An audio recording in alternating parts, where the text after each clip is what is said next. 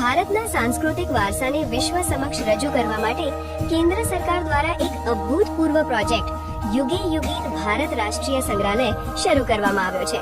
આ મ્યુઝિયમ દિલ્હીના કેન્દ્રીય વિસ્તારમાં હાલના નોર્થ બ્લોક અને સાઉથ બ્લોકમાં વિકસાવવામાં આવી રહ્યું છે, જે સેન્ટ્રલ વિસ્ટા રીડેવલપમેન્ટ પ્રોજેક્ટનો ભાગ છે। 1.55 લાખ ચોરસ મીટર વિસ્તારમાં ફેલાયેલું આ મ્યુઝિયમ પૂર્ણ થતા દુનિયાનું સૌથી મોટું મ્યુઝિયમ બની જશે, જે પેરિસના લુવ્ર મ્યુઝિયમને પાછળ છોડી દેશે। આ પ્રોજેક્ટ ભારતના 5000 વર્ષથી વધુના ઇતિહાસ, સંસ્કૃતિ અને સભ્યતાને 8 થીમેટિક સેક્શનમાં વિભાજિત કરીને ઇમર્સિવ અનુભવ આપશે, જેમાં 30 ઇમર્સિવ ગેલેરી અને 25000 થી વધુ કલાકૃતિઓનો સમાવેશ થશે। આ મ્યુઝિયમનો પહેલો ફેઝ જૂન 2026 સુધીમાં પૂર્ણ થશે। પહેલી ગેલેરી 2026ના અંત સુધીમાં ખુલશે। ફેઝ 2 સાઉથ બ્લોકના શિફ્ટિંગ પછી ચાલુ રહેશે। રૂપિયા 2700 કરોડના બજેટ સાથે આ પ્રોજેક્ટ ભારતની કલ્ચરલ સોફ્ટ પાવરને મજબૂત કરશે અને વાર્ષિક 1 કરોડ પ્રવાસીઓને આકર્ષિત કરશે।